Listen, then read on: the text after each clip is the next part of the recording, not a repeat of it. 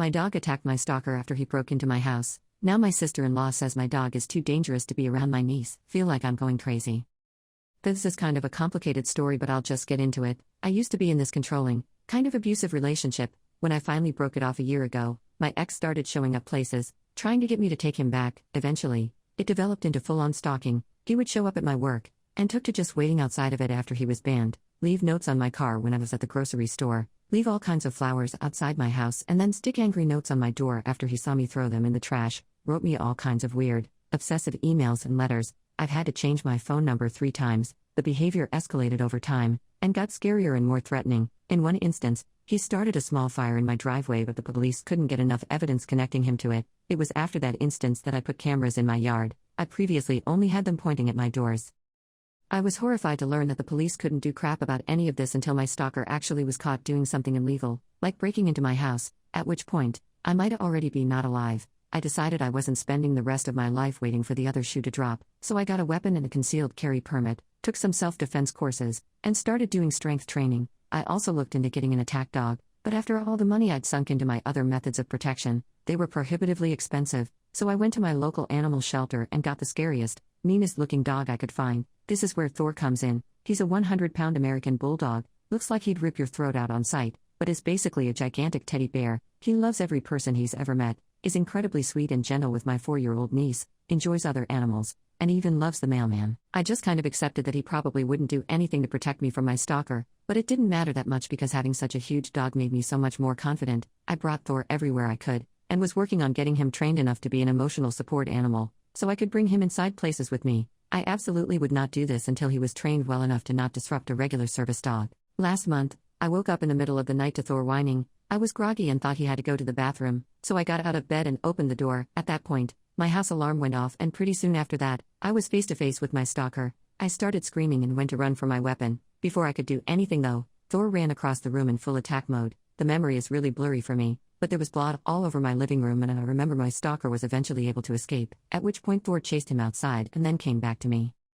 When the police showed up, they said Thor was a hero who'd probably saved my life. I don't want to list what they found in my stalker's car after they caught him, and I'm shaking a little as I type this, but I'm sure he was going to bring me somewhere and unalive me. It looks like he's going to prison for a long time though, so my nightmare is over. Pretty much everyone in my life thinks Thor is a hero, except my sister-in-law. She and my brother have a 4-year-old, and she says she doesn't want Thor around her, the child, anymore. She says since Thor has snapped in the past, he could do it again, so he's not safe to have around kids. We used to see each other a few times a week before she decided Thor was dangerous. The way she words this makes me really angry because Thor didn't snap. He saw a stranger break into his home, heard his owner scream in terror, and reacted to defend me, himself, and his house. Nothing about that screams dangerous around children to me, unless my niece is also going to break into my house and threaten me. This is also a very emotional issue for me because Thor isn't just a dog to me, he's my safe place, my hero, the one who protected me and kept me safe when no one else could. I've also gotten increasingly anxious since this happened, and I can't go anywhere without Thor.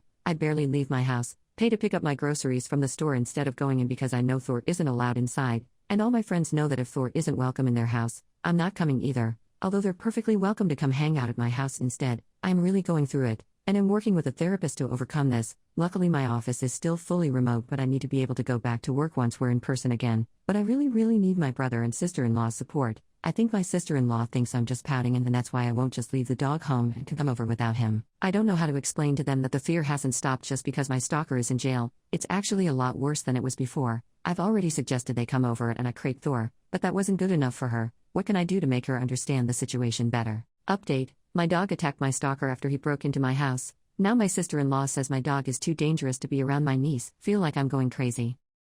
The conclusion I came to in all of this is that while my sister-in-law is well within her rights to protect her daughter, she went about it in a way that disrespected me, both as a friend and as a victim of a very recent violent attack. Both my parents and her parents live locally and babysit all the time. She and my brother could have easily dropped my niece off with them and came to visit. It probably would have been a while before I even noticed my niece wasn't coming around, at which point I would have been in a better place and more understanding that she was uncomfortable with her daughter around Thor. Regardless of what some people said about how my sister-in-law and brother don't owe me anything and all their allegiance goes to their daughter, I simply do not feel that way. We were extremely close before this happened. I was always there for them, and would literally drop plans to babysit my niece if my brother and sister-in-law needed a night to themselves. The very least they could have done for me, after I was almost stolen and unalived, is try to find some compromise. We went from seeing each other 3 times a week to pretty much not seeing each other at all. Even if they weren't okay with me creating the dog, they could have easily dropped their daughter off with grandma and grandpa for a few hours so I wouldn't feel completely isolated. I also have a yard, so they could have come over with her and we all could have hung out outside,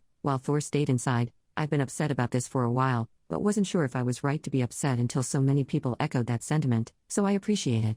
I invited my brother and sister-in-law over. I promised it would only be an hour or two and insisted they leave my niece with my parents, and tried to lay all this out without being confrontational or acting like a jerk. To my surprise, my brother and sister-in-law had no real understanding that I've been having a difficult time. They thought I was basically fine and everything in my life was more or less back to normal now that my stalker is in jail. I didn't get into it in my previous post, but during the year that I was stalked, I worked really hard to not show many outward signs of fear. I even made jokes about having a stalker. I knew people wouldn't want to hang out with someone who was constantly going on and on about some bad thing that was going on in their life, and I didn't want to be that person who was perpetually in crisis. And more than that, I just didn't want to always be thinking and talking about having a stalker. I wanted to not think about it as much as possible. So I guess I might have come off as unaffected by the whole thing.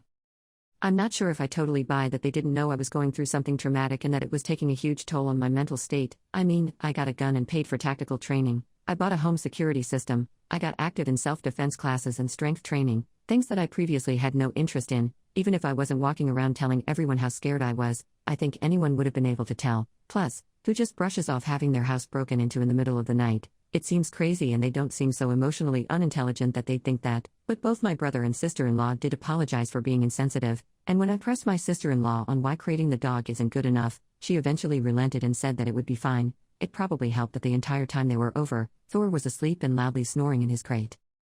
The paranoid part of me is convinced they just don't want to deal with me in a fragile state, made up an excuse about my dog, and are now just going to come up with some other excuse about why they can't see me. I invited them over for dinner in a few days and they're coming, so I guess I'll just have to see from there. I can't stress enough that these used to be my best friends, and I'm heartbroken to have not had their support. I've been trying to rely on my friends more now, and thankfully they've all been really supportive. I'm really lucky that this happened during the pandemic, because nobody is getting frustrated with me that I've basically refused to leave the house for a month. They're all perfectly happy to pick up takeout and come over to watch TV for the 5th night in a row. In other news, yesterday I left my dog at home and drove around my block alone. I was shaking the whole time, but I did it. I keep trying to remind myself that I spent a whole year fighting back even though I was utterly terrified. I can't just lay down and die now that I'm so close to getting my life back.